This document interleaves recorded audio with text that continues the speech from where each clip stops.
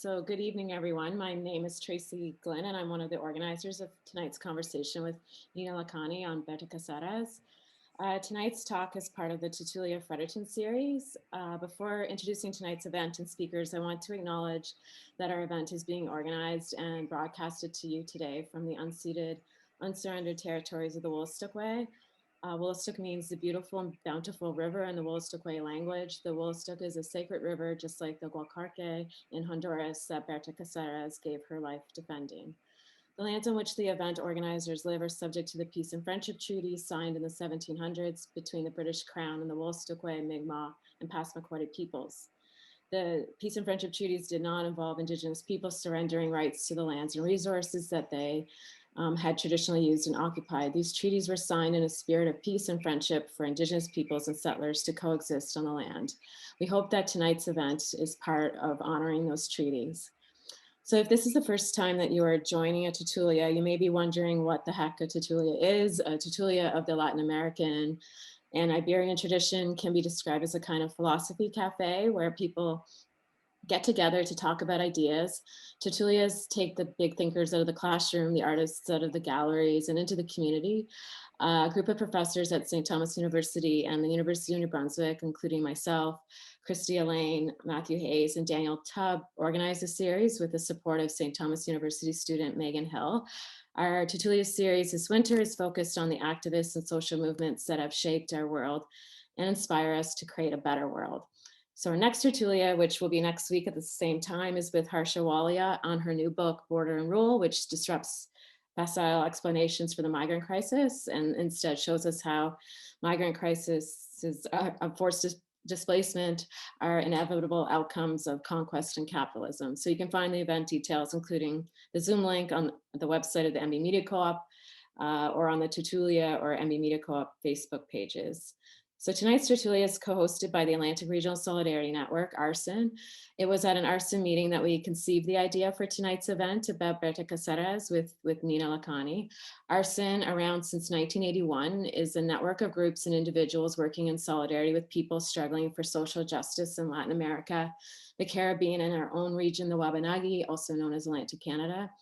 Tertulias Fredericton is supported by the MD Media Co-op, publisher of the videos of the Tertulia Talks. It's membership month at the MD Media Co-op. So if you're not already a member, you can support local media, and you can do that by going to mdmediacoop.org. We were reminded this week of how important independent media like the MD Media Co-op, Rabble, and The Guardian is. These outlets have published stories on the 5th anniversary of Berta Cáceres' assassination when other outlets did not. So tonight's event is also supported by Rad Book Publishers, Verso, which is the publisher of Nina Lakhani's book, as well as Fernwood, Between the Lines, and Canadian Scholars Women's Press. So before I introduce tonight's speakers, I want to go to Rodrigo Benagas, a fourth-year economics and sociology student at St. Thomas University, who's from Honduras. He is considered a community development leader among his peers, having volunteered at Hayes Farm and the Ville Cooperative. He has a special announcement to make. Okay, no, thank you very much, Tracy. Yes, so I am Rodrigo, fourth-year international student here in Fredericton. Originally from Honduras, and Tracy invited me to this event a week ago, and we are proud to announce, and it's an honor for me actually, to let you guys know that Hayes Farm is actually going to plant a tree in the name of Berta Cáceres and the movement she started. So this act of solidarity goes really, really far. I've been in contact with people from back home, and they are really proud and honored that we're talking about Berta Cáceres today. So thank you very much for all of you for being here, and no, it's an honor. Thank you. Thank you, Rodrigo. So tonight we are joined by three inspiring media makers, storytellers for social justice, Nina Lakhani, Cathy Martin, and Jackie McVicar. So Nina Lakhani has reported from a dozen countries, including almost 7 years covering Mexico and Central America. She's currently the environmental justice reporter for The Guardian and is based in New York. Her first book is Who Killed Berta Cáceres? Dams, Death Squads, and an Indigenous Defender's Battle for the Planet. Cathy Martin is an award-winning Mi'kmaq filmmaker from Millbrook First Nation. She's been making documentaries about our nation since 1989. Cathy's film credits include the NFB's The Spirit of Annie Mae and many more films. Cathy is the former chair of the board of directors for the Aboriginal People's Television Network, APTN, and she's been part of various efforts to support Indigenous artists. And Jackie McVicar will be facilitating tonight's conversation. So Jackie is with the Atlantic Regional Solidarity Network and has accompanied human rights activists and land protectors in Guatemala and Honduras for the last 15 years. She's also written prolifically about Guatemala, Honduras, land defenders, mining, and Canada's foreign policy on Central America. She works closely with the family of Berta Cáceres and Berta's organization COPIN since 2018 to support their struggle for justice. So after the conversation with Nina and Jackie, we will open our event for questions and discussion. So please use the chat room to ask questions and offer comments. The chat button is found at the bottom of your Zoom screen. We will monitor the chat room as well as the feed on the Facebook live stream and ask you to voice your questions at the end. So the talk will be recorded and published on the MB Media Co-op's website, mbmediacoop.org, in a few days for later viewing. So I'll now turn it over to Jackie, who will facilitate tonight's conversation. Hi, everyone. Thank you, Tracy. Thanks, everyone. Thank you, Rodrigo, for opening as well and sharing that information and the news about the tree planting. Berta's family has asked that folks take actions like that to remember her and all that she did and all that she continues to do through all of us. So thank you.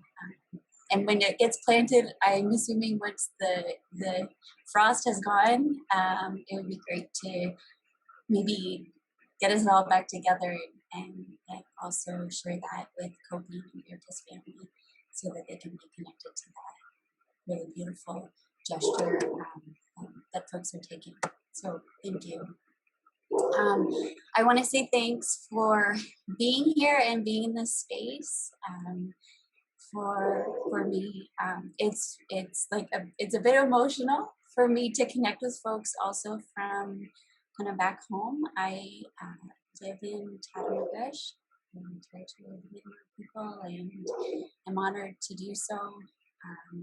And I feel a deep connection to that land and the rivers and the oceans and all that sustains our life there. I want to say thanks to Cathy for being here and for just always, I feel like she always has my back, and I just am honored to be your friend, and I'm grateful that you could be with us tonight. And Nina, thank you. I'm going to talk more about Nina later, but I'm really grateful to be able to share this space with Nina, who I met a couple of years ago when the first trial for Berta's murder began in 2018. So this week marks 5 years since Berta was murdered. She was murdered in her home, in the place where she should have felt most safe, because she was a woman, and especially because she was an Indigenous woman who was standing, making a stand and speaking truth to all the injustice that surrounded her in terms of what was happening and what has been happening in Honduras since the coup d'etat that happened in 2009, which the Canadian government was very active in supporting, and reforms to mining laws that happened there and have continued to play an important negative role in terms of how natural resources continue to be exploited in territories without the consent of the affected communities. We wanted to start this evening's talk actually with a video of Berta to invite her into this space. And this is a video that was taken. There's subtitles on the bottom, so it's in Spanish with subtitles. It's when Berta was receiving a prestigious award called the McVicar. And so it's about 3 minutes long. So Tracy's going to keep it.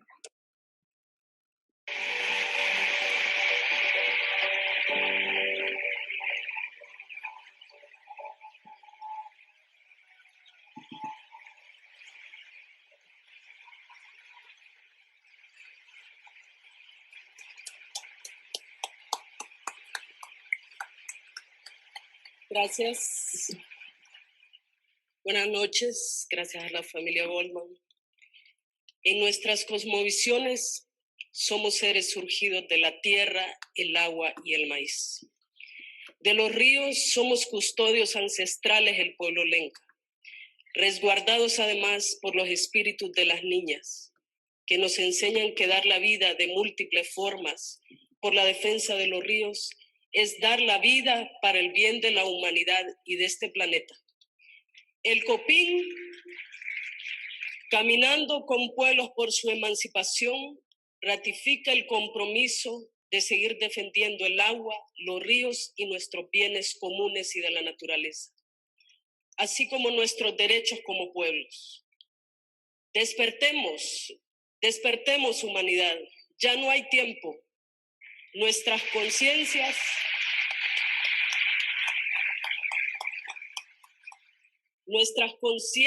serán sacudidas por el hecho de estar solo contemplando la autodestrucción basada en la depredación capitalista, racista y patriarcal.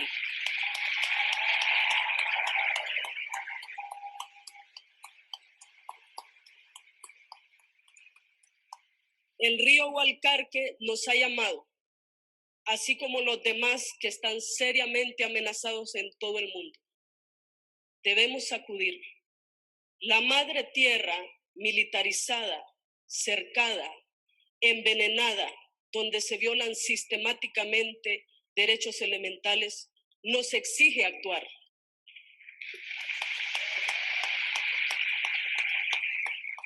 Construyamos entonces sociedades capaces de coexistir de manera justa, digna y por la vida. Juntémonos y sigamos con esperanza defendiendo y cuidando la sangre de la tierra y de sus espíritus. Dedico este premio a todas las rebeldías, a mi madre, al pueblo lenca, a Río Blanco, al Copín, a las y los mártires por la defensa de los bienes de la naturaleza. Muchas gracias.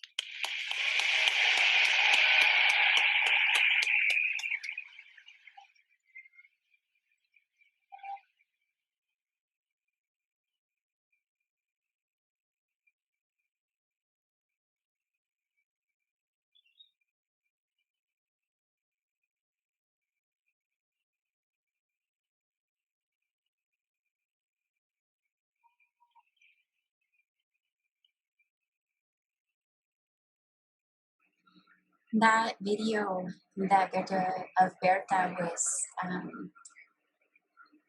took place. That acceptance speech took place around the same time that what we know now is the period of time that the DESA Corporation, the hydroelectric dam that was behind building the Awazarka Dam on the river sacred to the Lincoln people, the Hualcarque River. Around the same time that Berta was receiving that award for her environmental activism, the company was planning for murder.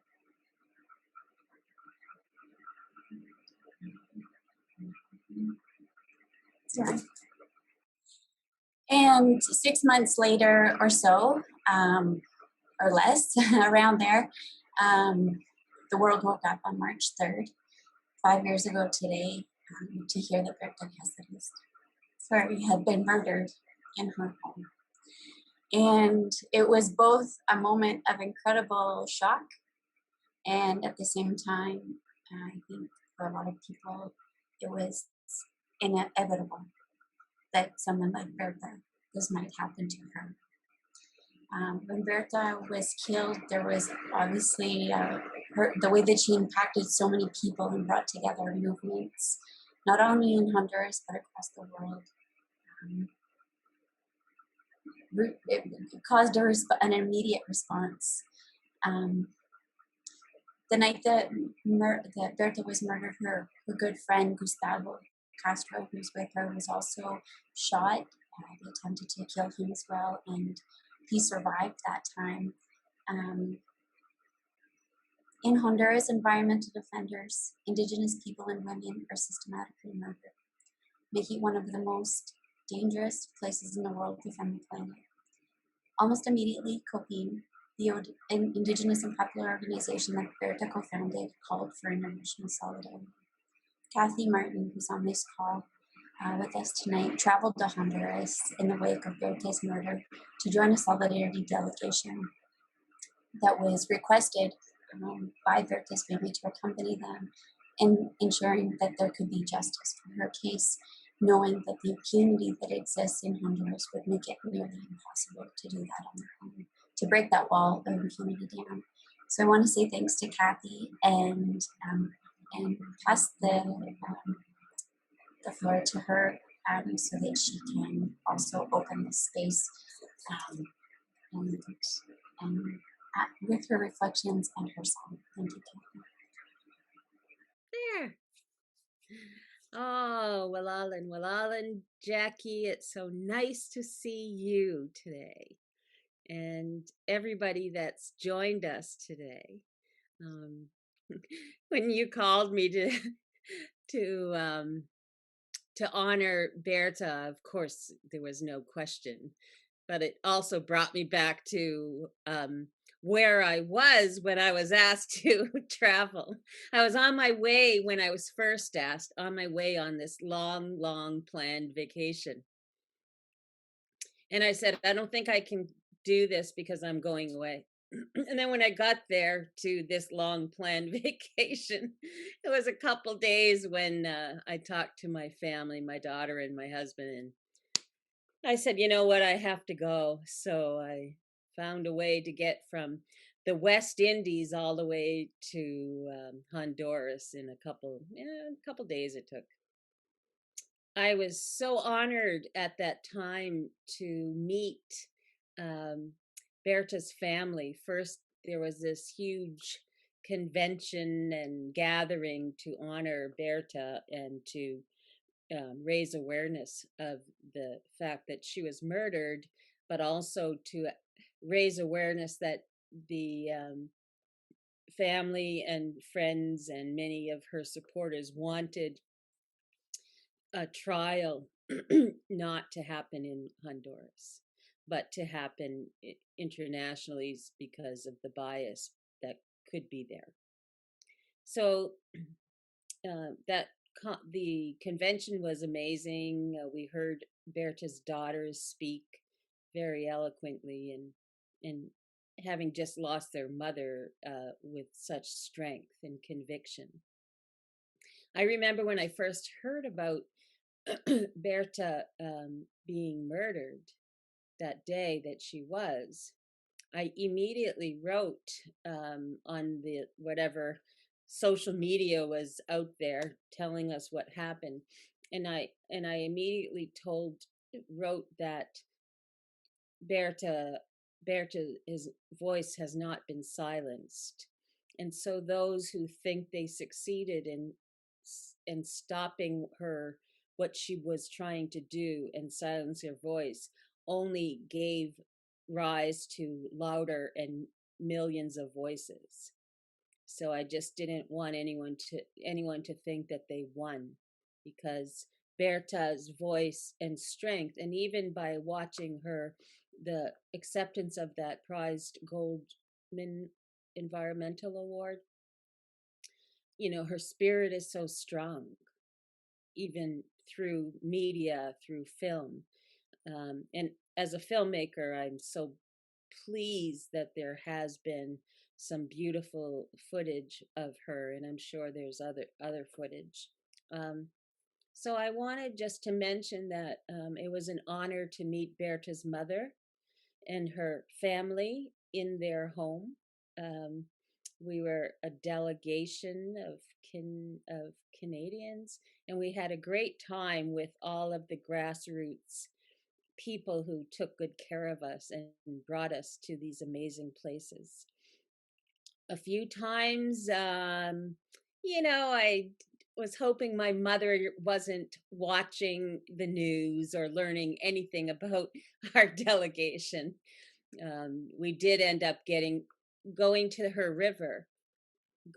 river that she so loved and was so sacred. And we were confronted by the locals who were working or being supported by the mining company. And we were blocked from going to the river. And so some of us left and some stayed behind and were attacked and had to run away from a lot of danger that day. Meaning a couple of our delegates were with them. So yeah, it wasn't nice. And then the next day we met Berta's mother, and she was just so apologetic to us for that having happened, and I just thought, what a lovely, strong woman to, feel badly at that time in her mourning. And not only did she feel badly, but was able to, support us. She immediately took to the media. She immediately took on invitations to speak about her daughter and what she stood for. And she was very brave in speaking out about the fact that Berta this was a murder most likely done by people connected to the company and to the government. And obviously she raised a lot of activists because we met them all. And then Berta raised her daughters. And so in that proves that Berta's life goes on. However, I totally disagree that women and men who are fighting to save the earth and putting themselves and sacrificing their time with their families and their lives, putting themselves in front lines to protect the earth. The earth is something everybody on earth needs. We need the air, we need the water.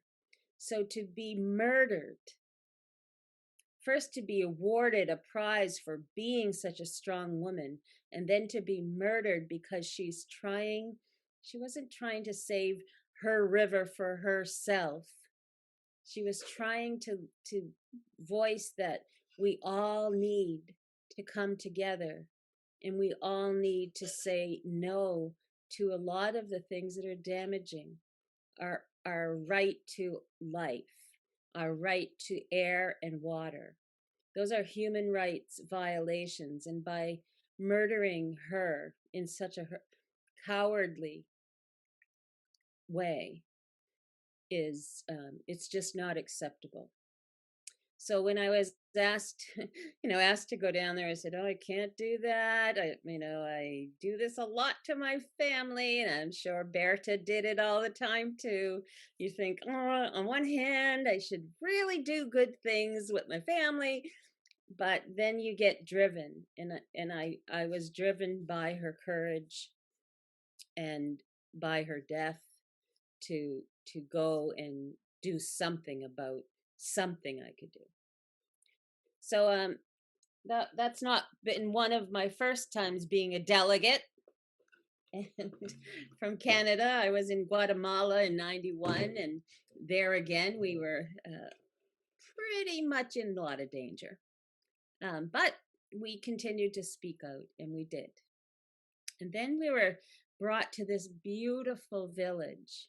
And I'm so sorry I can't give you the names. I was going to show you all these photos and everything that I had and film footage, and it just didn't get to there. But we went to this beautiful village about 7 or 8 hours on a bus. And the reason we had gone is we were supposed to go to another mine site, but somebody came to us and said, this community is hoping we could come, and they figure we won't because they're too far away, and probably we wouldn't prioritize that community. So that's all activists need to be told, that they won't or they can't or they don't do this. So right away we said no, and I was with 2 other First Nation women from Canada, and we all said, no, they invited us and we have to go. So let's cancel that other thing and let's get to that village. And of course, when we arrived there, we were stopped again, and I was quite amazed by the display of armed forces, both army and police. And we sat for hours in our vehicles waiting for something to happen. And I don't know how somebody did it, but a phone call was made to some ambassador, and the next thing you knew, after 4 or 5 hours sitting there, we were told to go ahead. And so we drove up to this beautiful place, and there was women and children and elders. Oh, I couldn't tell you, but over 100, maybe 200. And when we arrived, it was like a spaceship showed up, because they couldn't believe that we arrived and that we came. And they were defending the graveyard of their ancestors, because it was going to be destroyed and moved to another place, because the mining line that the mining company wanted went right through the graveyard. So the people stayed there to defend it and said nobody will be doing this. And so we prayed with them, and we listened to their stories, and we just loved them. So I just wanted to recall that. I'm getting too old for this stuff, you know. But it just seems like wherever I decide to go, there's danger to follow. But I know that I'm protected, and I can't assume I always will be, and neither did Berta. But we have to join together with one voice to save the air and the water for our future generations. So I think this is when I'm supposed to sing a song, or is that later, Jackie? Now? Okay. So I sing. I'm a chanter and a singer and a drummer, and that's sometimes what's brought me to some amazing places, meeting amazing people like Miss Jackie. And you know, we pray for Jackie and her family and all the people that she is helping. She puts herself ahead of many things, her work, and we know that. So we're all holding her up, and there's lots of women here in the East that are just love her. And I wish I met Berta, but I have come to know her through you and through her friends and her family, and especially her mother. So this is a song that I wrote. So it's half English, half chant. And it's a song I wrote, and I chose to sing this one because it honors the woman, and it honors our earth, the women in Mother Earth. So this is for Berta and her mom, and all the women and men that are working together to save our earth. Away, oh hey, away, oh hey, hey, oh, away, oh hey, hey, hey, away, oh hey, hey, hey, hey, away, oh hey, hey, hey, away, oh hey, hey,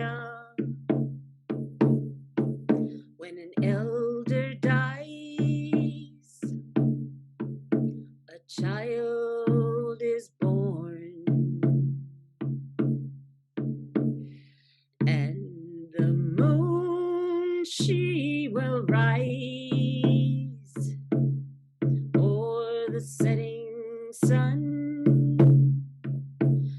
and she'll move the ocean ocean tides with the power of her mind. Away, oh hey, away, oh hi, hey, oh. Away, oh hey, hey, hey, away, oh hey, hey, hey, hey, away, oh hey, hey, hey, away, oh hey, hey, a new dawn breaks o'er the horizons as night sky fades into the rising sun, and life she goes on as time heals our pain. Away, oh hey, away, oh hi, hey, oh. Away, oh hey, hey, hey, away, oh hey, hey, hey, hey, away, oh hey, hey, hey, away, oh hey, hey, Gracias, gracias, Berta.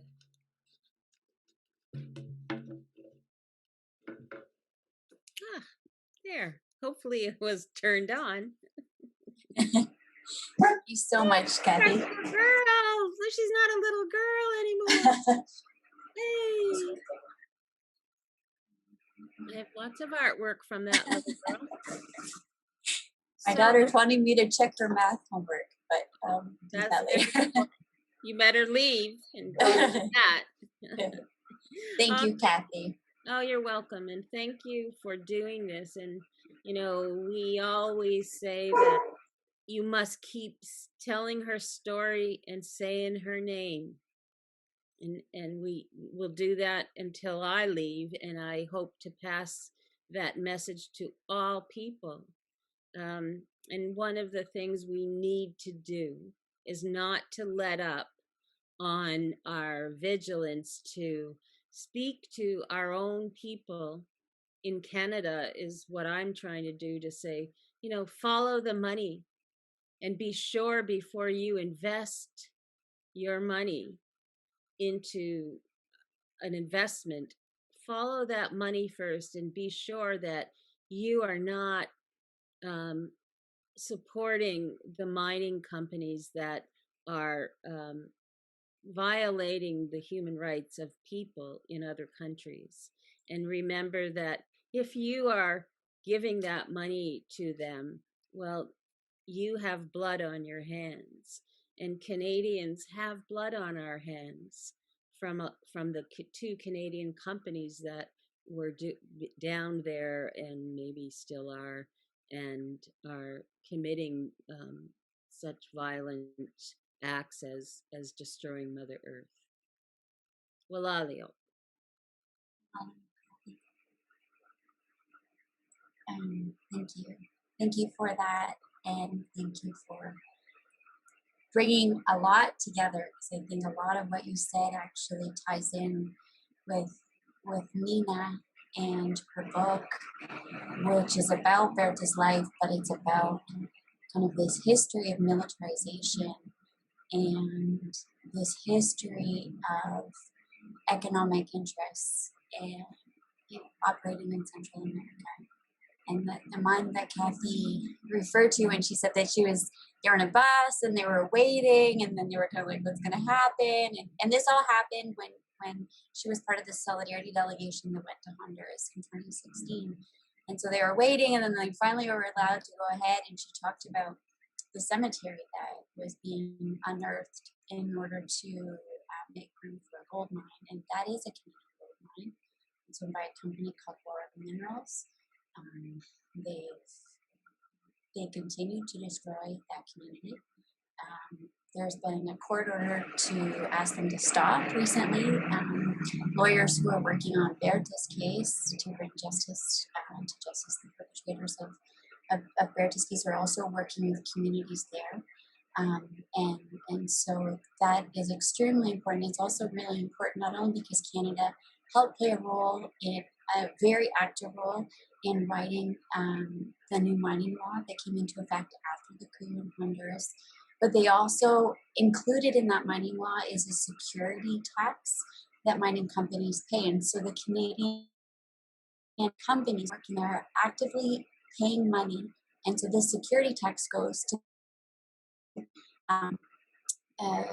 police and the military to watch over and give security to these companies working. So they're actively paying, literally paying for the police to repress people who are speaking out against what's happening in their communities. And if you want to know more about that, you can also, from a Canadian angle, Rights Action has closely accompanied the communities there, and Graham was with Cathy on that delegation, and they continue to speak out against what's been happening in those communities. It's in the Department of Copan, which is very close to Guatemala in Mayachuti territory, and these are communities that have been living with the gold mine for decades now. It's one of the biggest gold mines in Central America. So thank you for helping us bring all that connection also together, Cathy. And also the dam that was being built, which the company still has a license to build that dam. But that dam that built Berta and the community, the Lenca communities in Rio Blanco were trying to stop. Part of that dam was being built at the time of Berta's murder by a Canadian company that was part of the contractors that were building that. And so it's important just to, and the engineering firms, I mean, we often think about, it's the mining company or it's the hydroelectric company, but there's a whole bunch of companies that are behind mega projects like this that are invading and being implemented illegally in territories where they don't have consent, where they often come in telling communities they're going to do one thing and have a completely different plan for what they're going to do, which is in the case of mining companies operating, all Canadian mining companies especially, who are make up around, I want to say 80, but a major percent of mining companies operating around the world are Canadian. And I also just want to make this link to something really important that happened yesterday in another case that folks might want to follow, which is a case related to a mine in Guatemala, the gold core mine in on the Mais territory that started operating around 2005.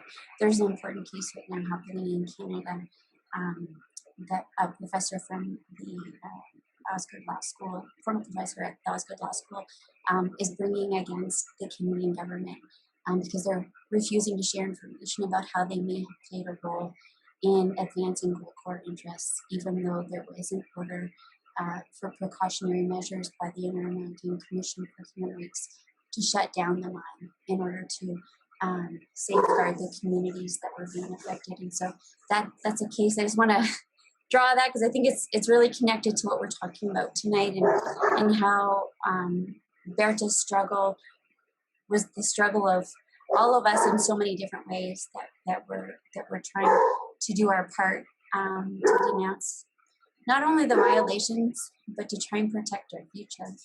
And I want to turn it over to Nina, who I am very grateful for. And I'm really grateful that she's here with us tonight. I mentioned that I met Nina a few years ago.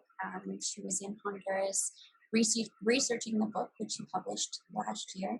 And we spent a lot of time together in a courtroom in Tegucigalpa observing the first trial. So in 2018, there was a trial of 8 men, 7 of whom were convicted for being the hitmen and kind of some of the not the higher ups, but some of the people that played an important role of connecting the hitmen with the hydroelectric company. So that included former security manager for the company.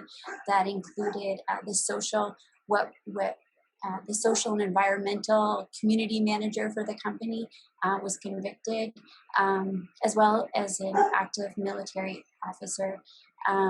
So I think Berta's case has shown us, because of a lot of international pressure that's gone into this case, to demand justice and demand transparency in the proceedings that have happened.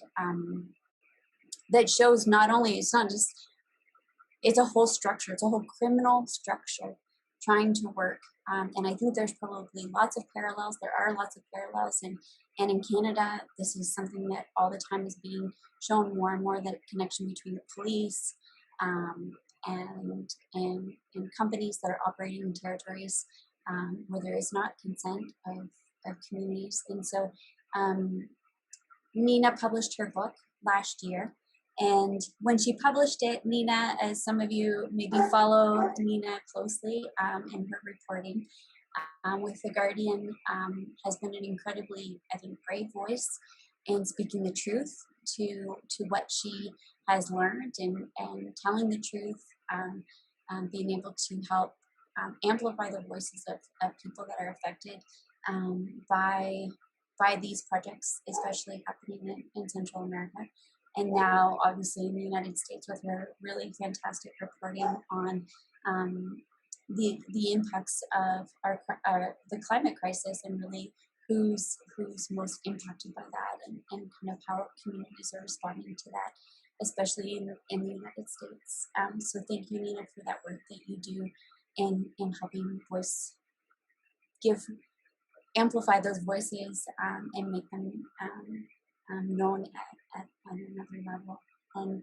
And I was looking back at an article that you wrote the day that your book was published last year, and it said, Berta Cáceres was exceptional. Her murder was all too commonplace. And I wondered if you could start our talk tonight, Nina, kind of talking about why you think Berta was exceptional, and kind of what motivated that. I don't know if you can start there. Yeah. Hi. Good evening, everyone. Thanks for having me. Yeah. I mean, I guess I remember exactly where I was when I found out that Berta had been murdered. I was actually on holiday as well. I was in Baja California on a road trip in Mexico, and woke up at 7 a.m. to a whole load of missed calls from my editor at The Guardian saying they killed Berta. And I just remember, turning to my friends and saying, if they can kill Berta Cáceres, they can kill anyone. And I think that was the point, that she, at that time, she had won the Goldman Prize the year previously, like 11 months ago. She'd had an audience with the Pope in Rome. She was, I think, I would argue, like the most well-known and celebrated defender or activist in the Americas at that time, and they killed her anyway. And I think that just really showed why she was such a threat, or perceived as such a threat, to the status quo, to the economic model which she was constantly exposing and opposing. And also, but it also, I think, the level of comfort or level of security that those who organized or planned, paid for, and green lighted, her murder felt, that, that even though that she was, by this point well known by people in the US Congress and Senate, she'd met Nancy Pelosi a few months earlier, they killed her anyway, because that's how secure they felt about their own impunity. So yeah, I mean, I think that that in itself spoke volumes to me. I only interviewed Berta once, back in 2013. At that time, she was on the run, in the sense that she had false criminal charges against her, and there was an arrest warrant out for her death. So she was for her death. as well as that too, but for jail. So she was, staying in different places all the time, moving around constantly. And I interviewed, but she agreed to see me. I actually met her in Tegucigalpa in the capital. She was giving a press conference because it was the elections of 2013, and she was telling the international community who were there, the international observers, press, that the state was implementing social cleansing, that these could not be free and fair elections because there were, community leaders, political opponents, activists were being targeted and taken out. And she warned people that there was a price on that, she was being targeted amongst others. And when I interviewed her, I went to La Esperanza, to her mum's house where Catherine was as well. And she was just really clear, that she made sure that she talked very passionately about. She was very convincing, very compelling. When we talk about what makes Berta unique, she had this incredible ability to convince you. Her friends and colleagues will say, she really was a wonderful narrator. She could explain. She had, she always was able to explain local struggles in a global and regional context, and not many people can do that. And she learned that because she was a sponge. I mean, she was like the international. She was from this tiny place in Honduras, but actually was a real internationalist. She had fought in the El Salvadoran Civil War with the guerrillas. She had, after forming COPIN, she'd met lots of Nicaraguan and Guatemalan fighters. The corner of her world was actually very international, and then she traveled a huge amount. So she went to the US, to Canada, met and listened to and learned from Indigenous peoples all around the world, and she absorbed all of that. That was her education, and so she could explain those things to people, and it wouldn't matter if she was talking to a subsistence farmer who couldn't read or write, or she was talking to a president. She was just as convincing and compelling, and she had this great ability to, she was she's remembered now as an environmentalist, but she was a sharp political analyst. All the people I interviewed more than 100 people for my book. I watched a lot of footage of her, listened to interviews. I mean, she was so sharp, and she understood. She could understand and place local struggles like the dam that she died opposing in a much broader context, in a geopolitical, in an economic, in a political, in a military, in a social context, like nationally and regionally and globally. And so all of those things, and the last thing I said, she had this incredible ability to unite different movements.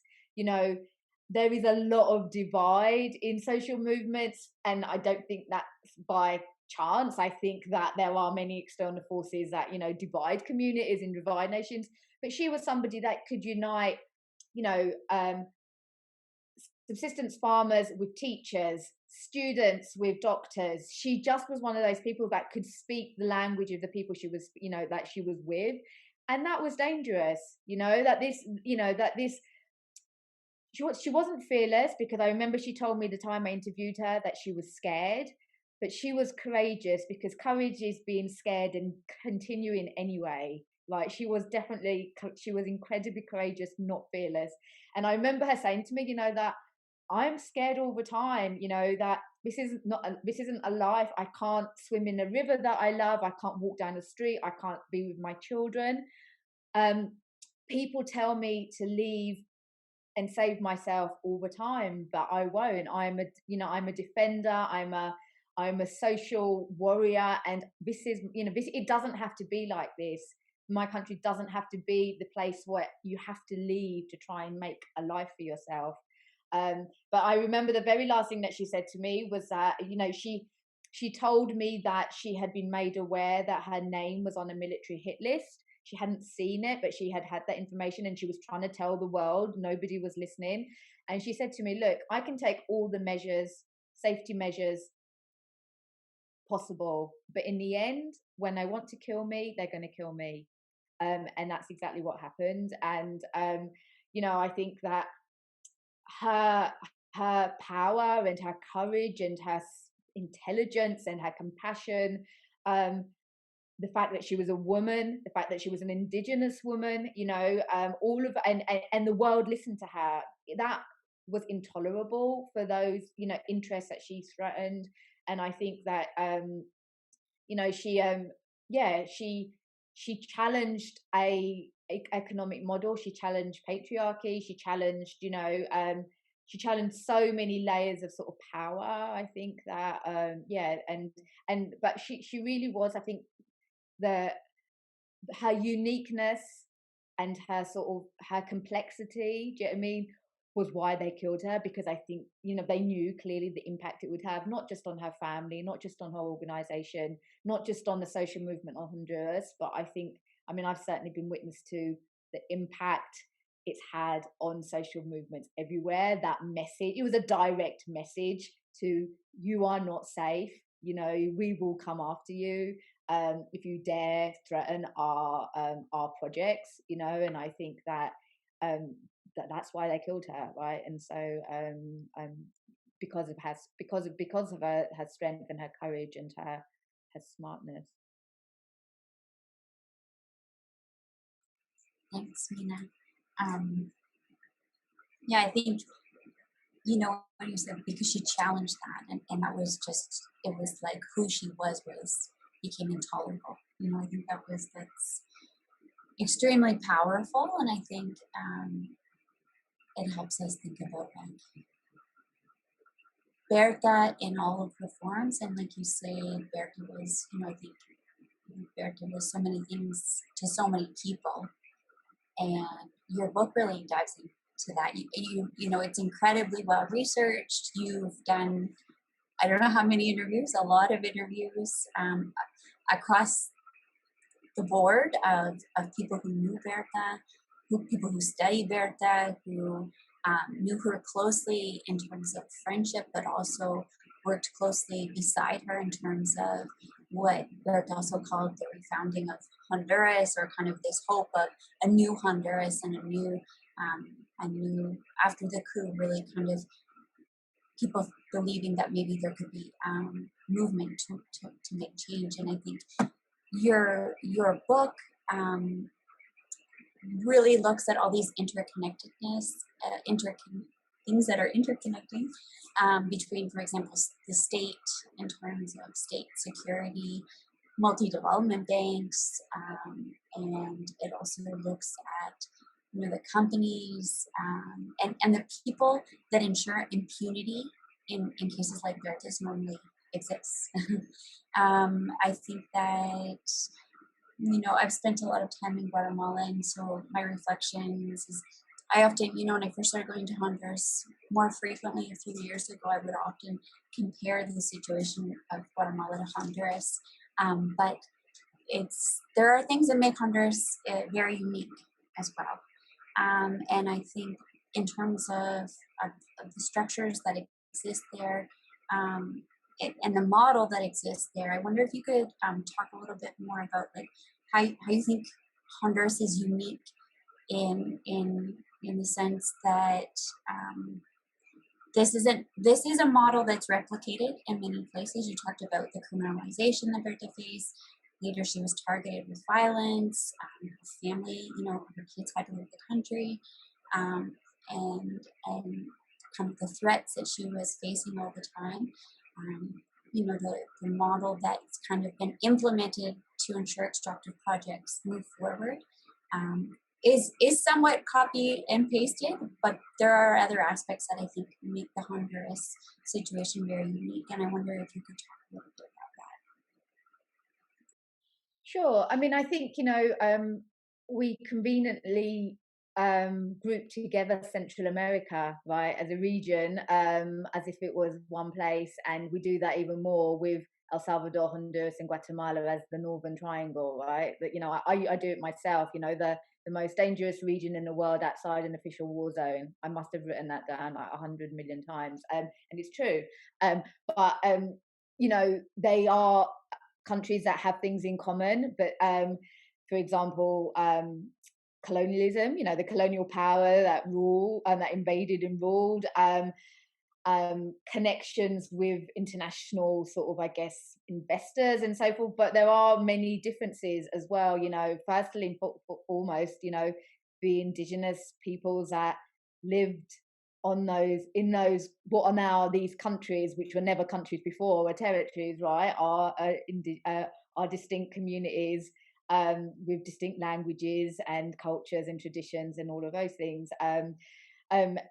Honduras is, I think, just really bringing it right up to now. I mean, many countries claim to have a special relationship with the United States. I think Honduras is one that truly does, not in a good way, you know, but it really does. I think that Honduras's sort of connection with international capital was always through the US, really, in the last, you know, for a long time, through mining and through bananas originally. Do you know what I mean? And that has now obviously moved on to other sort of cash crops and other sort of energy, as we've been talking about. It's the one country, you know, in that, you know, it was surrounded by countries that were in civil wars. And so Honduras never had an official civil war, but it was absolutely at war. You know, you know, the US identified Honduras as its geopolitical sort of satellite, really. And Honduras never had an army, never had a national armed forces until 1954, when the Americans wrote a law in English, basically creating an army which gave them permission to use Honduras as a military satellite. That law continues to be continues, and the US continues to be the US's biggest base in Latin America. It was back in the 80s for its, you know, when it was fighting its Cold War proxies, when and now for its war on drugs, right? And I think what happened during the 70s, 80s, and 90s during the Cold War period is really key, because you had, you know, the coup, which then led to the civil war in Guatemala, was orchestrated from Honduras. Guatemala and El Salvador and you know, so-called freedom fighters were armed and trained in in Honduras. It's where the Contras were trained to then go and fight the Sandinistas after the revolution had been won. It has, you know, and the relationship that the US has had with the elites, you know, is really quite distinct, because the elites are distinct. That those who control the country, those who control the money, the politics, the media, the wealth, are actually really quite a different group of people than they are in El Salvador and Guatemala. You know, there's real peculiarities to it. You know, it's mostly descendants of immigrants from the Middle East, in particular from Palestine. Also, some others, there's a Pakistani group as well, and Eastern European. But it's like it was, you know, very much sort of a new merchant class. And so, I mean, I won't go into loads of detail, but just these relationships were different. Connections with the land were non-existent. You know, I mean, and they've created these mega sort of, you know, families and wealth and power really quite quickly, you know, in a period of 3-4 decades. And the way that they really did that was, I guess, you know, the relationship between the US, and I'm talking about US military and, you know, money, which aren't disconnected, were what they were looking for were passive partners, right? So not really partners, but passive people to do business with. And whether that meant dictators, you know, army generals that were, you know, forming death squads to kill their citizens, which the US was completely fine about, or you know, sort of those who were, you know, looking for the quelling of social uprisings when people were trying to were struggling for just a little bit more land. There were similarities, obviously, with what happened elsewhere, but I think that this power and this wealth and this money developed in a really distinct way, and the relationship with the US developed in a really different way. And so I think when I started, I went to Honduras. I was actually at that convention that Cathy talked about, but I'd had an accident, so I had my leg in a cast, so I couldn't really walk anywhere. But when I was in Honduras, that's when I went and started investigating the murder. I realized really, I was initially just for The Guardian, and then as it turned into a book, I realized that, to understand why Berta was killed, you have to understand who she was and where she came from, right? And so this particular period, historical and political period in time, her family, her mom, her her grandma, who she was, and then to understand,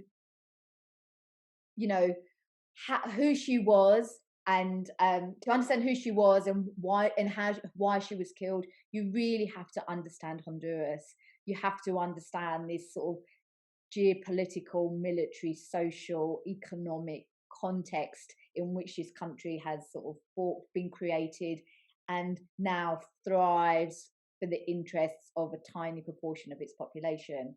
That isn't that different to what happens in the US or Canada. I know that, right? But the way, I guess, it develops and the way those power structures work and the way that they relate to and have relationships with international financing and, international governments is quite distinct, I think. And yeah, I think trying to understand not just Berta's death, but why hundreds of thousands of people have fled Honduras in search of economic stability and safety since the coup 11 years ago. You can't understand that unless you understand sort of some of this, I think, like, at least some of the more recent history and some of these political relationships that the power brokers have inside and outside the country.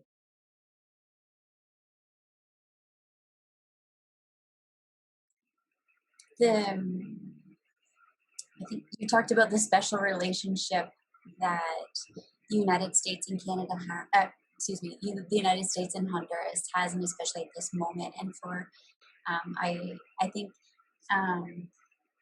the situation that the current president, Juan Orlando Hernandez, which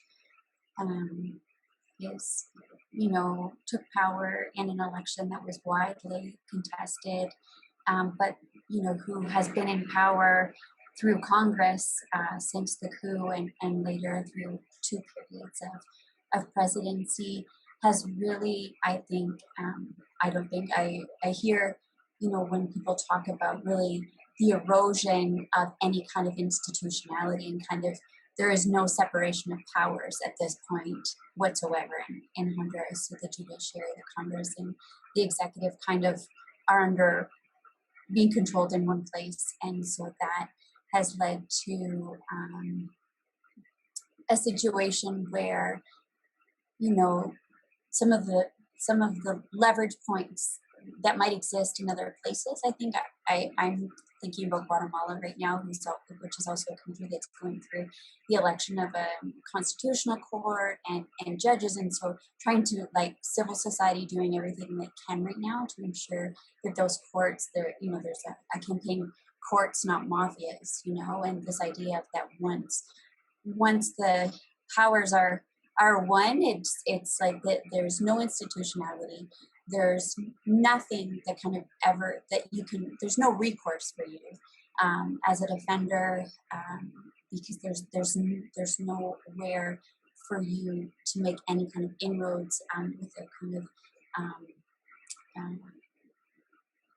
without coming to a wall of sorts. So I think that's important to kind of think about. And also you talked about, the situation right now with Juan Orlando, and who's been repeatedly named now in New York. There's a trial beginning, I don't know if it's this week, where once again, there's more and more documents coming out to show how he's been directly, the narco state that's been created in Honduras under the regime of Juan Orlando Hernandez since 2009 is kind of coming to a head in a way.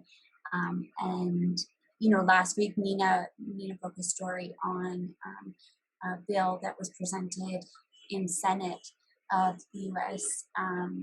Related to corruption, drug trafficking, human rights in Honduras. And so I just, this isn't, and maybe something to kind of think a little bit more about as we go ahead, and also the situation, the current context, to have this erosion of powers. And so there's, one power making, controlling kind of everything. You have a president who has been named as one of a huge drug trafficker. I mean, the head of a narco, not just a huge organization, a criminal organization, essentially. And then you have, at the same time, the effects of last year we saw in Honduras, the environmental impacts of 2 hurricanes that in a course of 2 weeks, impacted more than 2 million people. Many of those people still don't have homes. Many of those people, are living under bridges or, along the highway. They've been violently evicted, and in some cases there was a man that was killed. So I think the level of desperation, I think that sometimes I sense when I'm in Honduras, and even here last night we had a gathering in Guatemala City for Berta, and a lot of the people that came were migrants from Honduras who are fleeing the country. Every day hundreds of people leave Honduras. They both had black eyes, and there were 2 young guys. They were selling. They're trying to get enough money to continue their journey, and they were selling some things. And I didn't ask, but I noticed right away. And they said they had been attacked along the way, robbed of all their things. But that desperation of like, we just have to keep going. We have to keep going because we're not going to stay in Honduras. And so I think there's a sense of desperation that so many Hondurans feel because of this situation. This isn't the past 4 years or the past 8 years. It's really been an accumulation that's been leading up to this point. I don't know if you want to say anything to that, Nina, but it just, what you were saying was just like really. I mean, a couple of things. I mean, one, I think just, I think often Honduras is sort of as Honduras has been a country that's not as had it as bad in Central America because it didn't have an official civil war. And it's absolutely right, there was not the loss of life. 200,000 people dead and disappeared in Guatemala. 100,000 in El Salvador and Nicaragua, 50 or 60,000, I think. That's absolutely right. But I think also after those conflicts, what you saw was a lot of attention from the international community to help build and strengthen the social movements. And those 3 countries have incredibly strong, diverse, well-connected social movements, and Honduras doesn't. It doesn't. It has organizations like Berta's that has really good organizations, but it's very small. I mean, like when the coup happened, there'd been 20 years of democracy, and really social movements were at really quite young stages. They were not at all anywhere near as strong or well developed or well connected. The coup happens, and then you have the international aid model purposefully, I would say, has gone into dividing these organizations, so that they're competing for money. There's not a sense of unity. I remember when I was doing my first round of interviews up and down the country, and I just remember thinking, God, it feels like I'm in the Cold War. If you'd go to one organization, like a women's organization, but you couldn't tell them that you'd spoken to another women's organization, right? Because otherwise they wouldn't speak to you. And it was this sort of sense, not among everyone at all, but this sense among some groups, that you're either with me or you're against me. And that has been generated, right, by, I think, a community divided is nowhere near, a movement divided is not as strong, of course. And what you saw after the coup was this massive unity of the country, right? Or to stop the coup. but because of the way that the international community reacted, the coup just was allowed to stay. And what you've seen then is, this level of desperation that Jackie talks about. Honduras is the most dangerous country in the world for lawyers, for attorneys, one of the most dangerous countries in the world for women, for land defenders, for environmental defenders, for journalists. The generalized violence, is awful. The inequality is getting worse all the time. The poverty is only second to Haiti. It is a toxic mix of this, extreme poverty and violence and impunity and corruption. And I would go further than Jackie did with the, with the current people leading the country. I would say that it is a regime, that the National Party, who Juan Orlando Hernandez belongs to, is actually a criminal syndicate masquerading as a political party. They are a criminal organization that has been shown time and time again to be involved in international drug trafficking and arms trafficking. And everybody knows that, right? Everybody knows that. And business continues as usual. And I think that's just a really important thing to take away, that while the US claims to be desperate to stop irregular migration, right, over to come into its southern border, it continues to prop up this criminal syndicate, which basically has robbed billions and billions and billions, has bankrupted the health system, the education system. Or, Central America is one of the most vulnerable places in the world for climate crisis. It is basically geographically a big island surrounded by two oceans and the sea. The climate crisis is happening in sea levels are rising. I've reported from communities that have been wiped out because of rising sea levels and waves, the ocean surging. There is droughts are more frequent, they're more intense, extreme weather is more common. It is happening. All of those things are going on, and the international community continues to prop up this criminal organization. It's doing similar things in El Salvador and Guatemala, but I think Honduras is while Honduras is particularly just egregious, on the same week that the New York prosecutors, one of many times that they have named or they have presented the president as part of a criminal syndicate, Southcom, which is the big sort of military arm for the Southern Hemisphere for the US, has featured Juan Orlando in its magazines and publicities as a key partner in the war against drugs. I mean, it doesn't make any sense at all. I mean, in US, all governments have very contradictory foreign policies. That's true, but this just doesn't make any sense, not economically, not politically, and clearly not on a human level at all.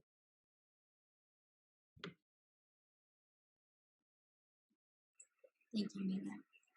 And I think, and I think the role that Canada has often played in so many places is just kind of following the lead of the US. Canada has always, and especially in the case of Honduras, followed the lead of the United States in terms of also advancing their own interests and kind of making exceptions because of economic interests, really, that are working in the country, whether it's extractive projects or maquilas and in other places, and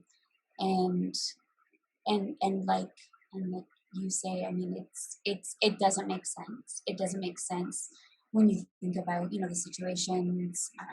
Canada's very active role in Venezuela, against Venezuela, for example, just to contradict kind of positions that the Canadian government has taken actively. And so I just want to make sure that we're talking about that. And also I think Canada has historically played kind of this role of we're the good people in terms of lots of things, but around migration, because it doesn't directly impact us. And I think it's really important to note that the safe third country law that had existed for a long time between Canada and the United States has been challenged and won. And so Canada should be responding to that First of all, there is a humanitarian crisis, I think, happening in Honduras because of the hurricanes and because of the situation. There are just so many people literally with nothing that are living on the streets, that are living in, you know, in conditions that I had never experienced in more than 15 years of living in Guatemala and being in many communities. The kind of hunger that people are facing day to day is acute, and I think that's it's alarming. You know, there's a humanitarian crisis, and Canada has, you know, kind of looked away and said that these are all problems that are in the United States, you know, and kind of continues to, especially in terms of migration, and our own, obviously, migration policies, and lack of protection for migrants and migrant workers in Canada. Our time is kind of winding up, and I want to make sure that if anybody has any questions, I don't know if there are some questions, that folks can put them in the box. I don't know, Tracy, if there's any. I mean, I could ask Nina maybe a final question, in terms of, yeah. Go ahead. Yeah, I don't think I meant to remind people to post their question in the chat room, or you can raise your hand if you want. Great. There's some comments that we can maybe read to and share. I wanted to ask Nina, you know, oh, sorry, go ahead. Andrea has a question. Andrea, do you want to voice that question?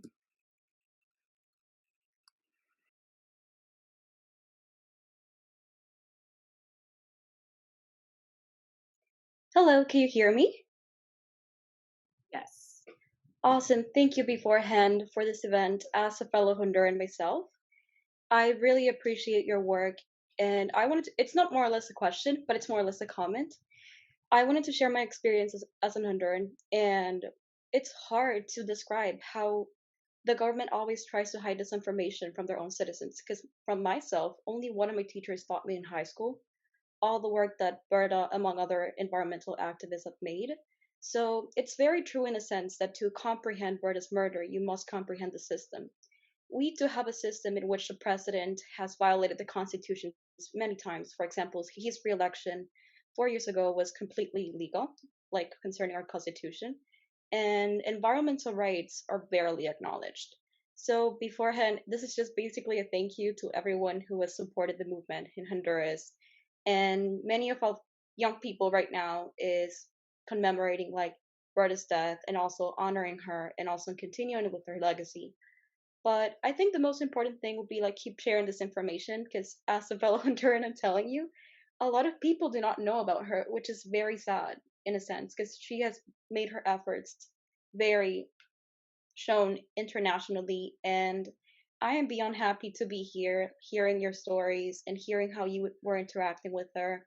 And I'm beyond inspired to keep her legacy. So thank you so much for that. Thanks. Thank you, Andrea. I was just going to say one thing that, yeah, I mean, I think you're right. I think in terms of information, you know, and this again isn't this unique to Honduras, but it is. It's certainly the case in Guatemala as well, that the majority of the mainstream press is controlled by the people that control the money, right? They're the same people that control the banks, you know, have their interest in the mega projects. They are the same sort of group of families. And so, for example, that story that Jackie mentioned that I wrote last week about, you know, which was really like a, you know, really significant sort of thing that, you know, for the first time ever, 8 very senior senators in the US have proposed a legislation which would sanction Juan Orlando, possibly assign him as a drug kingpin, and also take away all US money from Honduran security forces, including police. Not a single one of the mainstream newspapers in Honduras reported it. You know, the small independent media did, but no one else did. And just on your point, Andrea, I think Berta actually was probably better known internationally than she was nationally, you know, in part just because she was the international face, I think, of COPIN.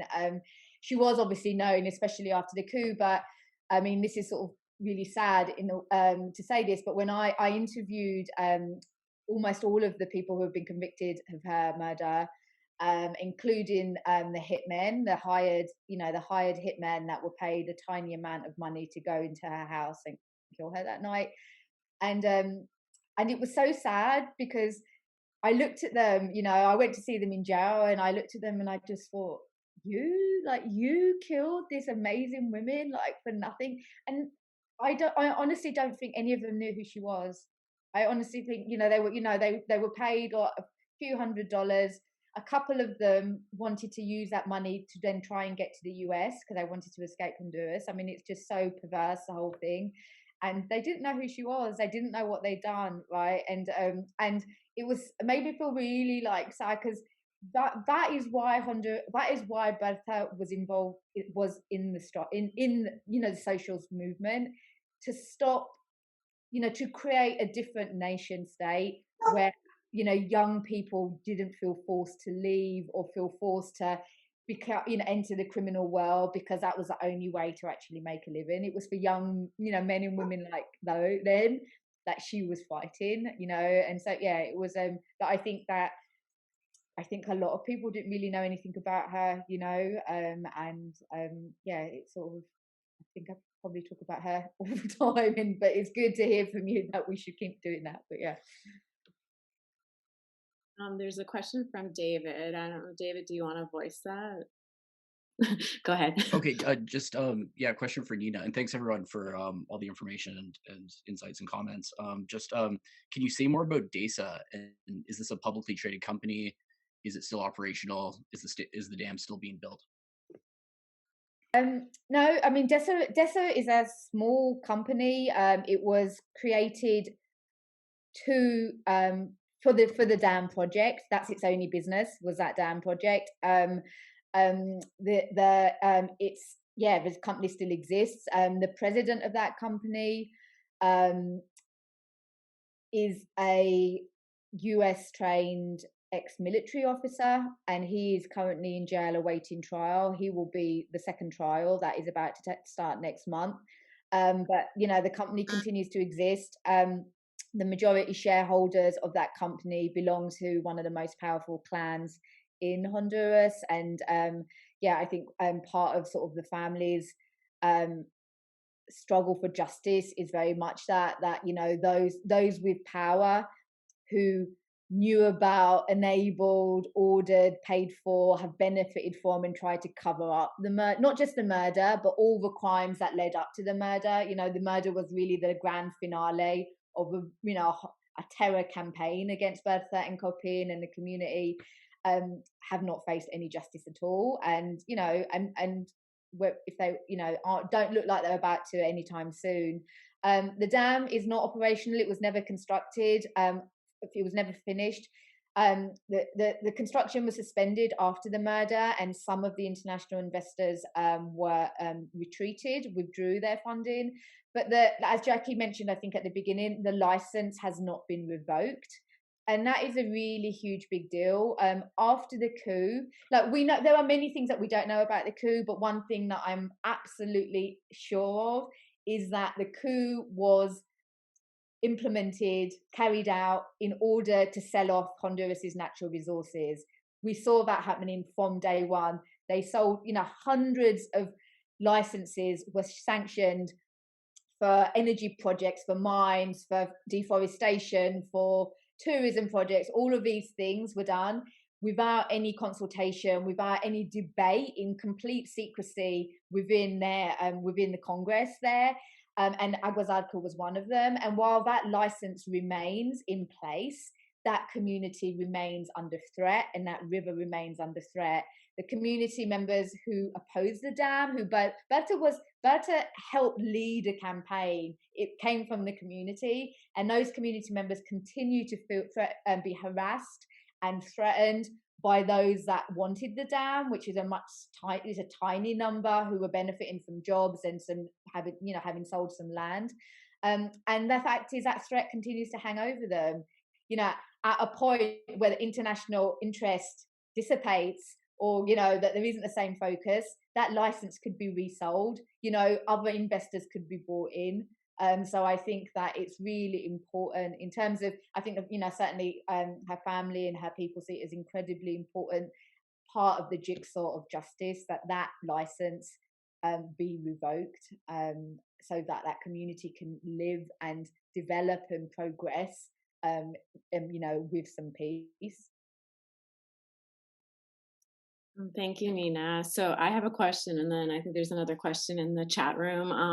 I just wanted to say I did get through your book, and I really enjoyed it. I really appreciated the story of Berta in Quebec City, marching against the FTA. And there's a number of people I think here tonight that were marching on the streets with her, and maybe didn't know that. And so I really appreciated reading that, and as well as just how you were able to like capture all the details of the history of U.S. intervention at different points in history, and how you also told many stories of other Honduran activists. I was going to ask you a question about Hillary Clinton, and I feel like you do a great service by telling telling us about Hillary Clinton's role in all of this, but I also wanted to ask you. You talk about one of your journalist heroes, and there's a few journalists here tonight too. Dina Meza, am I saying her name right? Yeah. Mentioned her in the book. I was just wondering, maybe you could talk a little bit about her and why she inspires you. Yeah, I mean, Honduras is, like I said, one of the most dangerous places in the world to be a journalist. It's to report on anything that is seen as a challenge to the status quo, to the sort of power structures, is incredibly dangerous, as is reporting on organized crime and gangs, and all of those things are connected because of the involvement of security forces and so forth. She is, she would consider herself both a journalist and a human rights defender, and she combines those two things. She has just,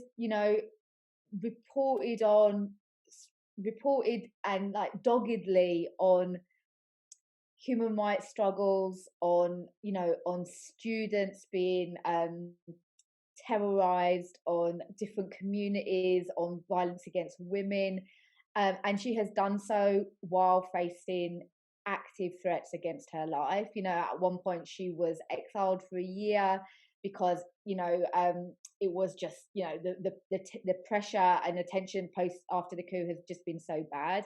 I mean, she works for very little money. I've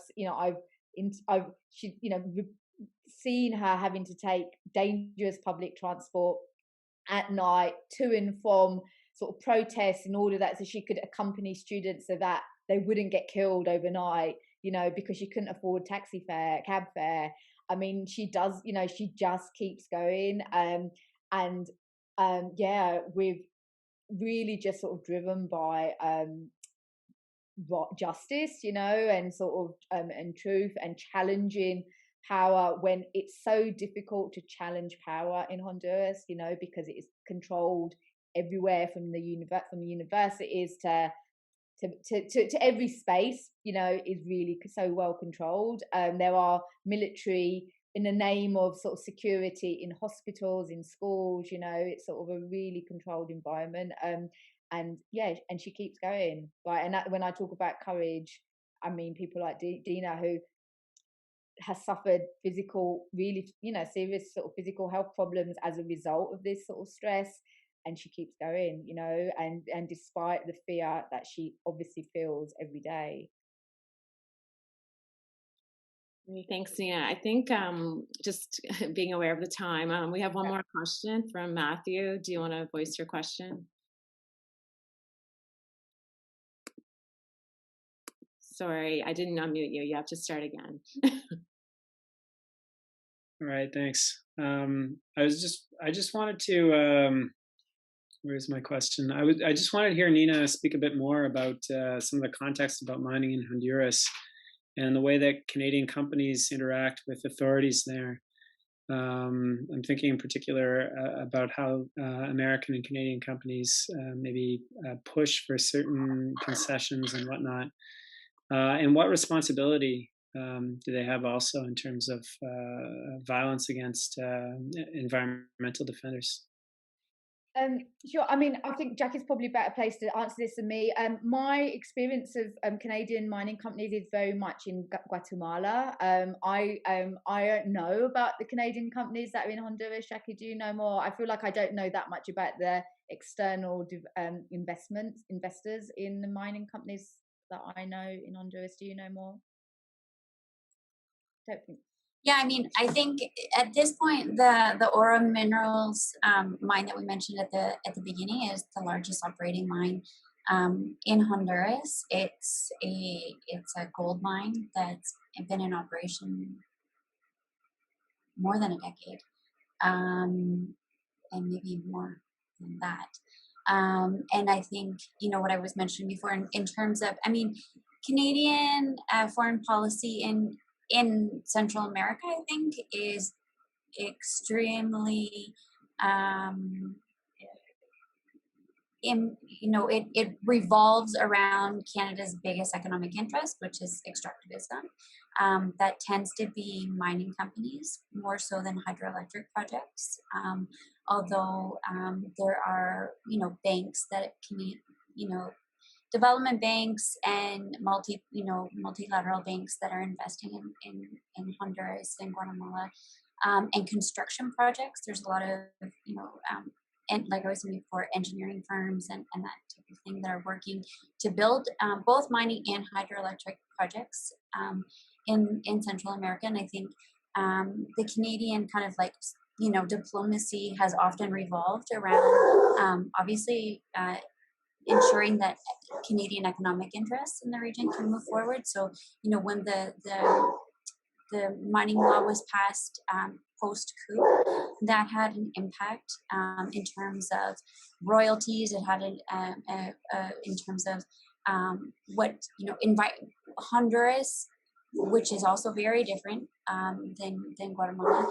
There's a lot of secrecy in Honduras. Like, it's almost impossible, for example, to even get information about what the environmental impact assessment says for a mine. So there's a mine project that I've been working closely, or mining resistance folks that I've been working closely with for a couple of years, which is a case called Wapimol, and it's in Nina talks about Chacoa in her book, and she talks about militarization in that area and Berta's work there in terms of land reform and kind of organized campesinos and access to land there for production, and how that's been co-opted by palm companies, especially working in that region. But it's also an area where those same palm companies, the same people behind the palm companies are behind mining projects, like in a national park, for example. It's almost impossible to get information about like who's behind them financially. I put a link there into a profile that I worked a bit on, and mostly a woman who worked very closely with cocaine, researched and was able to take, because Berta's case has actually gone to court, and there has, in addition to that, really what pushed Berta's case to have at least a bit more transparency or access to information was an independent group of experts that also got their hands on really important information and kind of pieced it all together. They pieced together a lot of what happened surrounding Berta's murder, and then published that. And so the woman that worked on this profile of David Castillo, which I put in the chat, is really exploring, but who is this person that's now going to trial, as he was the president of the DESA Corporation, and what, who is he, and all of these companies, these kind of offshore companies that he had, and all of that information was only available. It's not because it was easily accessible in Honduras, because there's so many laws, that secrecy laws that hide that information. They were only accessible because some of this information has come to light in court. So I just say that because I think the Canadian government, these types of laws, like secrecy laws, benefit Canadian companies operating there. And in terms of violence, there is a generalized repression by the Honduran state against anybody that is opposing extractive or any other type of projects. whether they're, I mean, extractive projects in terms of, we're talking about like hydroelectric projects, mining projects, palm oil projects, also in the southern part of the country where there's the same person who's going to trial, Debbie Castillo from the DESA Corporation, is behind a whole series of solar projects, which have also having very bad consequences on local farmers and people who never consented to the projects in their territories. So I guess I just say that the type of repression that Hondurans face when they take to the streets, when they set up a protest camp, they're being killed, as Nina said. People are being killed. People are, in the Wapinol case, people have been in pre-trial detention now for a year and a half without even having a trial, basically for setting up a protest camp. So these are the types of things that the Canadian government is kind of behind the scenes doing and promoting in terms of laws that are allowing for secrecy, that are allowing for continued money to go to state forces. Honduras it was at least a couple of years ago, Canada's foreign investment in Central America.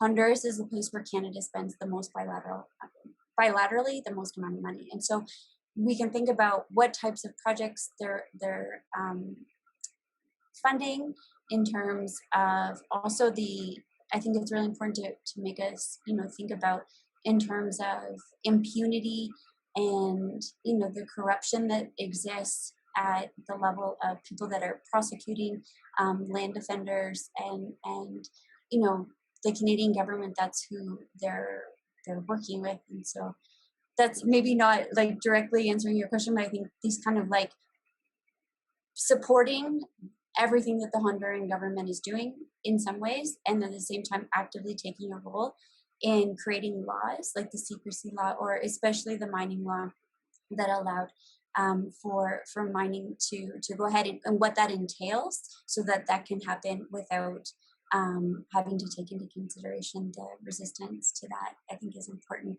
And like I was saying before, there's in that law, there's actually taxes that are paid for security, and that's for security for the company. So the Canadian companies are directly paying a tax that goes to essentially so the police can repress any kind of resistance or opposition to those projects. And the place where Cathy was talking about where Aura's working, I mean, it's the situation is terrible. Like they're literally unearthing bodies and moving them so that they can from a cemetery, so that they can destroy an entire community. I mean, the cemetery is the only thing standing in the way for them to kind of move forward and just bulldoze the entire community. So that's kind of a circled answer, but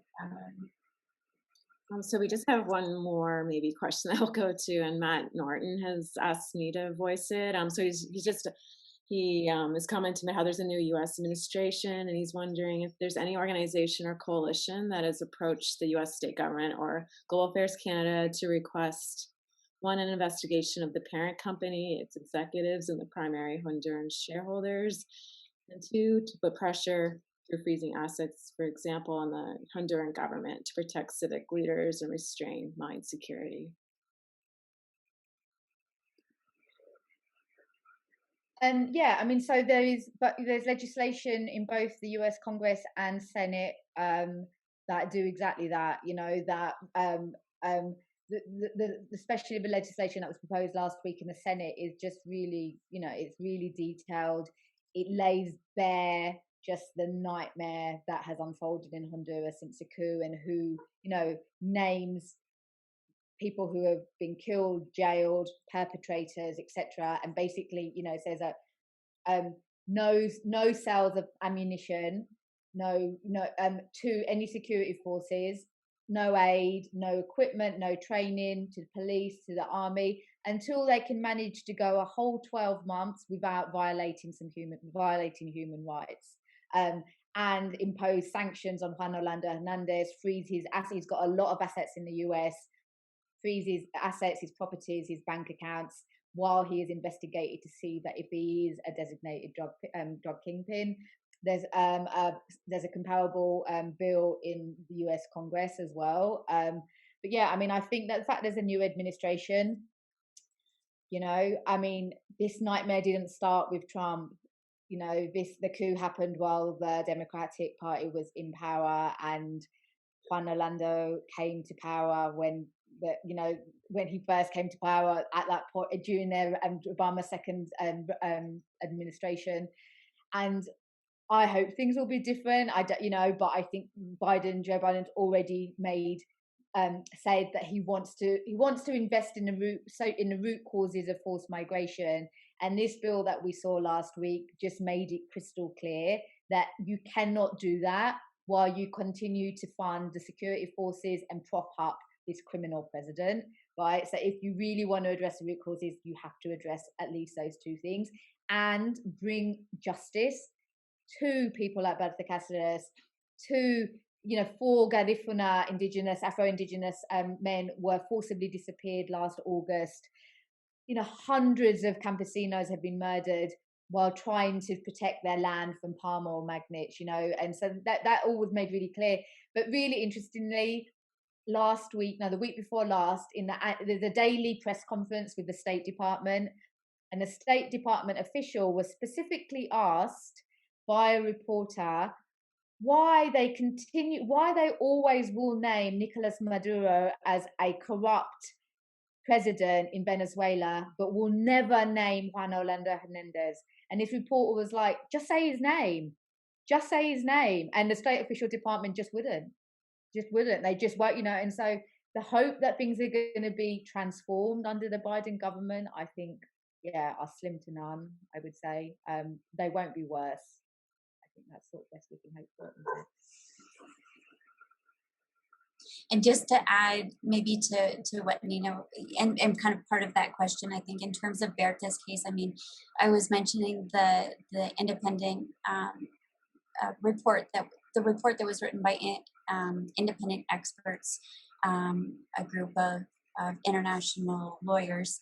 I mean, a lot of what they compiled by reviewing Berta's case has kind of been shaped around text messages and phone calls, and that's kind of a lot of how it was pieced together, and also wiretap that was collected and analyzed, and so a lot of there's a trail, and COPIN, the organization that Berta co-founded and was leading at the time of her murder, has presented all of this evidence. They did it again last January, and they've asked the state prosecutors to open an investigation on certain people, including members of the Atalizaba family, which are the people that were financing this project, some of the most rich people in Honduras. And so these are the real people that they say are behind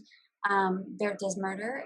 They have evidence to kind of at least warrant an investigation, and that has gone nowhere and repeatedly gone nowhere. I put in the chat there, Amnesty International Canada launched a campaign yesterday.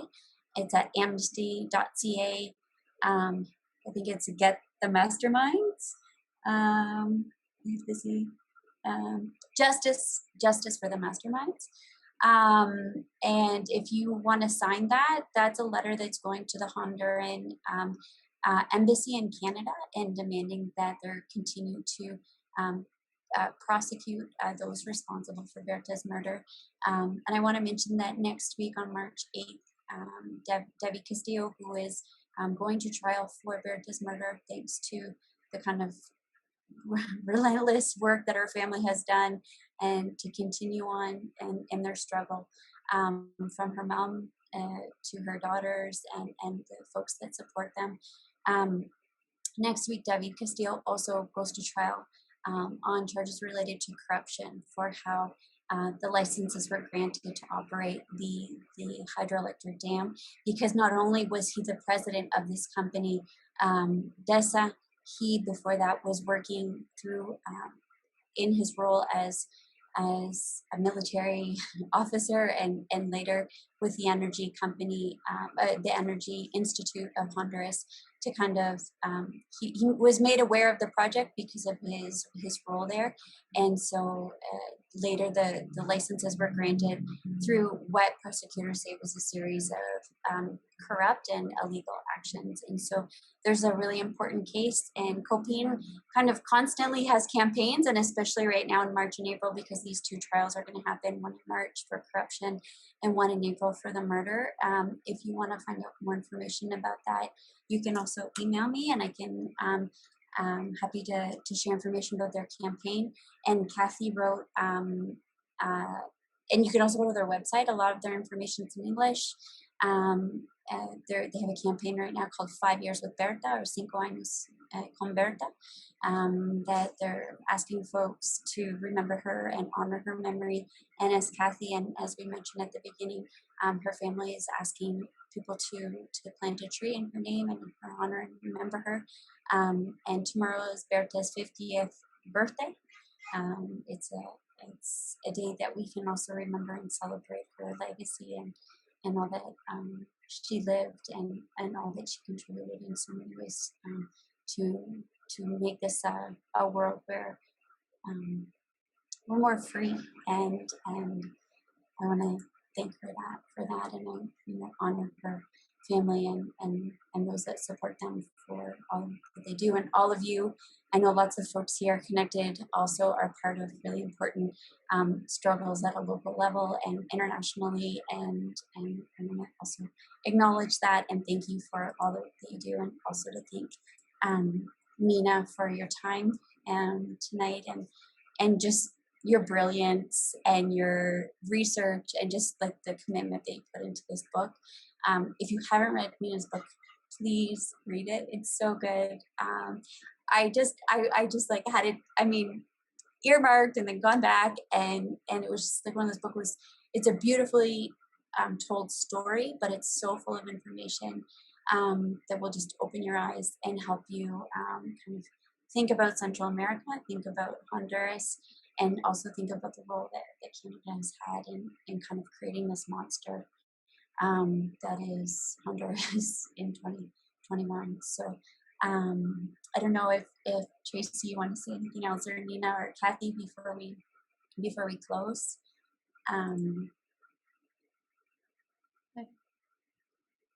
Okay, and we wanted to close tonight with a video. It's 3 minutes long, I think, or 4. So the first video we saw at the very beginning was of Berta receiving the Goldman Prize, and where she urged us, to wake up. There's no time left. And she also said we have to move forward with hope.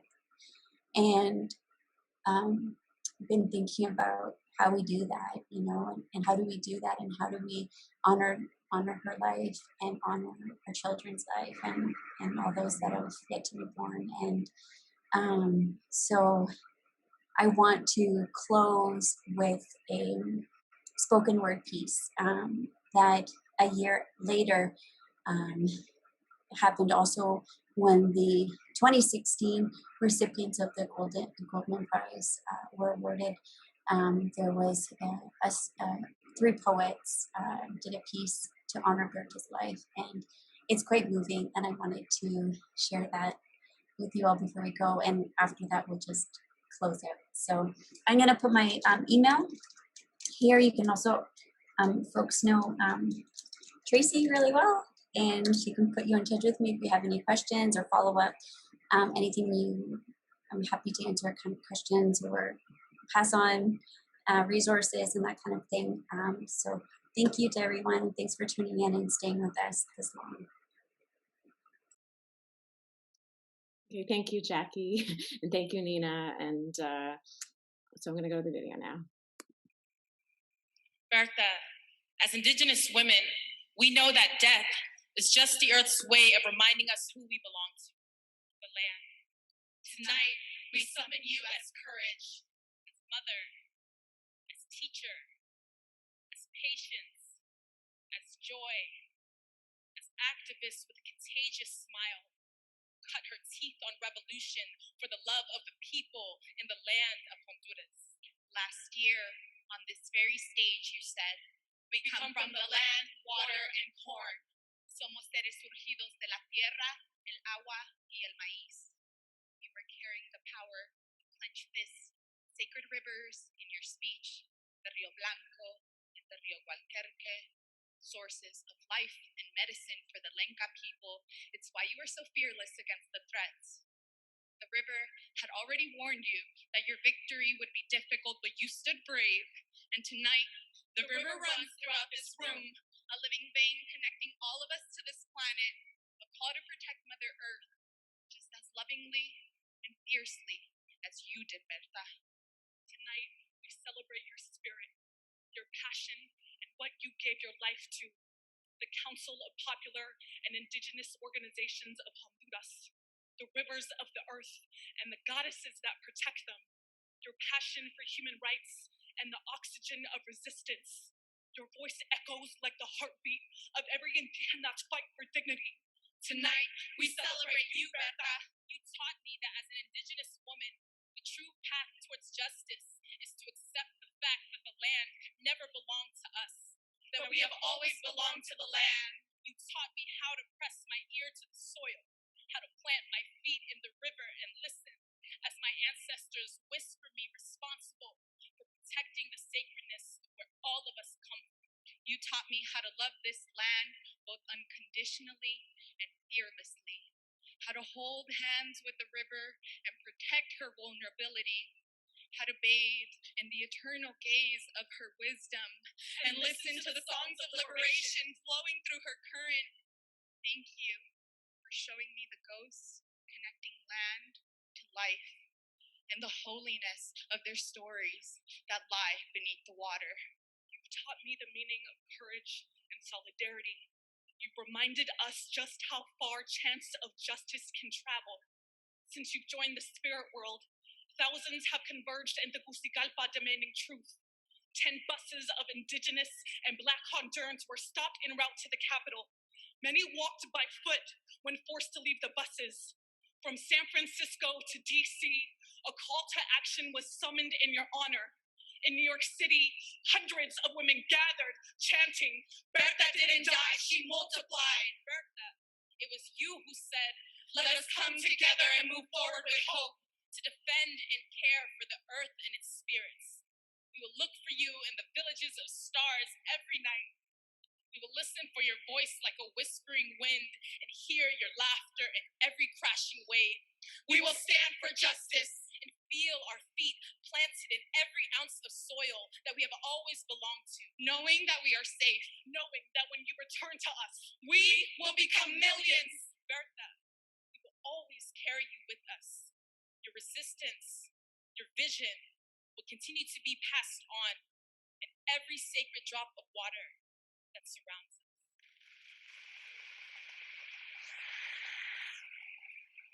Thanks, everyone. I don't have anything else to say. Just we will all be Bertas, and please keep telling her story and keep living what she taught us. Thank you. Everybody, have a good night.